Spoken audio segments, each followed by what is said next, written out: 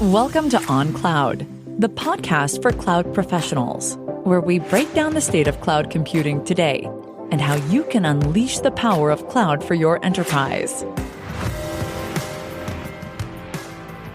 Welcome to this Deloitte On Cloud podcast, Knowledge Short, exploring a specific topic related to cloud computing.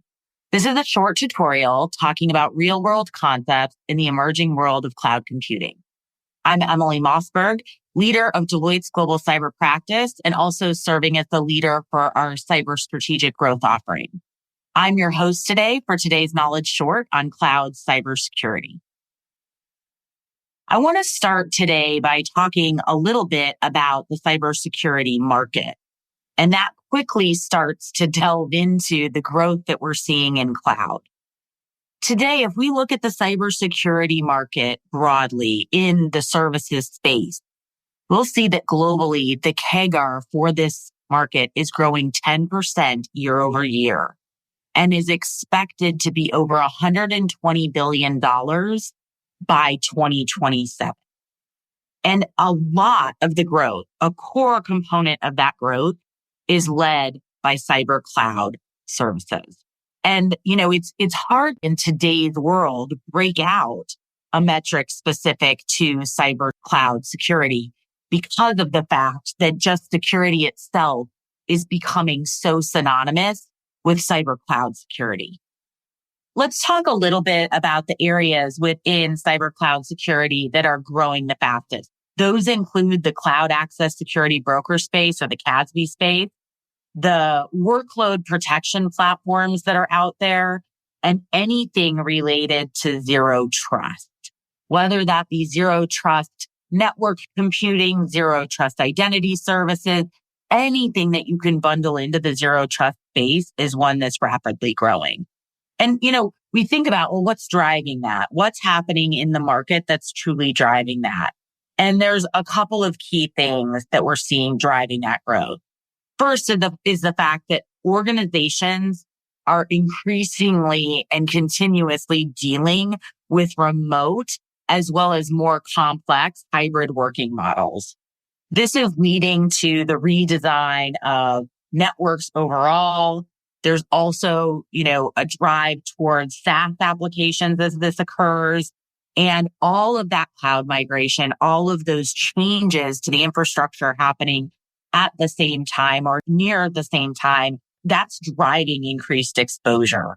There's also this concept of the fact that as we have all of these components coming together, the complexity of the security landscape is increasing. We've got so many different and disparate vendors. We've got multiple cloud environments, and all of this needs to be managed and dealt with at the same time. There's also just the reality of what's happening in the cyberspace. There continues to be an increase in the number of targeted attacks, and the threats continue to evolve. And the more technology that we integrate into our businesses and becomes core to the way in which we're delivering our businesses, the more threats that we see. Now, let's talk a little bit about, the trends. What are the trends that are shaping broadly the security landscape, but specifically the landscape as it relates to cloud security? Again, the concept of hybrid environments.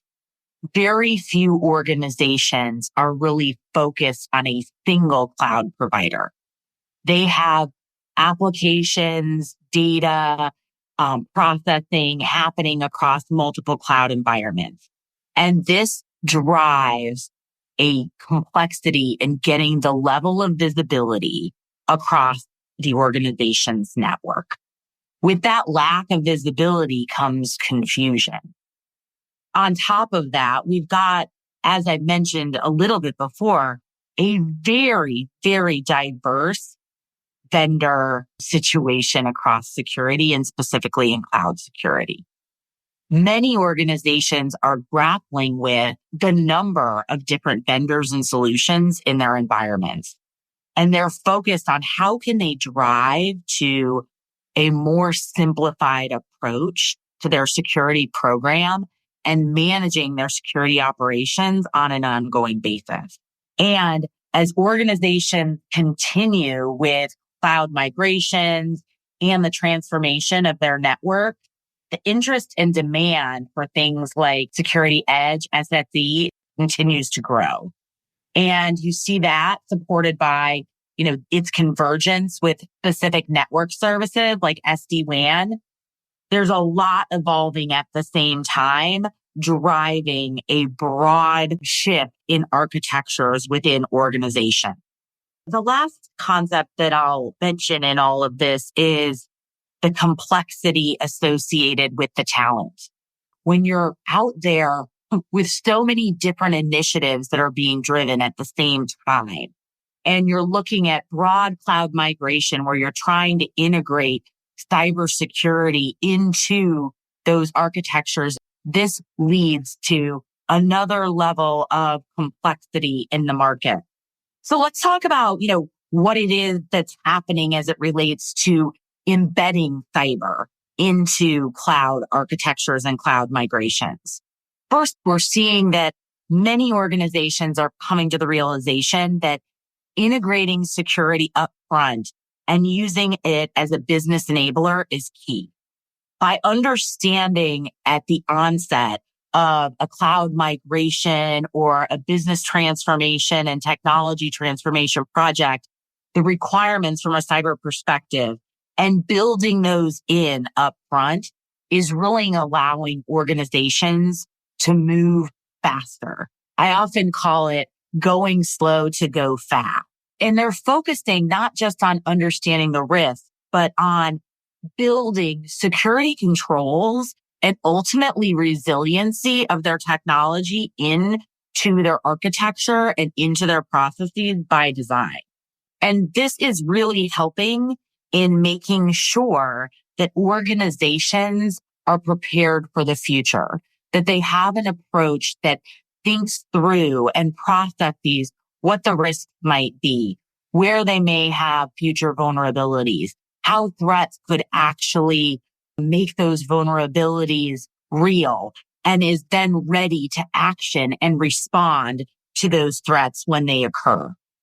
Another element in all of this that is driving really the growth of cloud and the growth of the need for cybersecurity in the cloud is the increasing demand for things like artificial intelligence and machine learning. As organizations are trying to move quickly in getting more value out of the data that they have, they're looking to move to the cloud quickly with specific and customized ways in order to take full advantage of new and evolving AI models. This is, again, causing a rapid shift of certain types of data and certain processing into the cloud.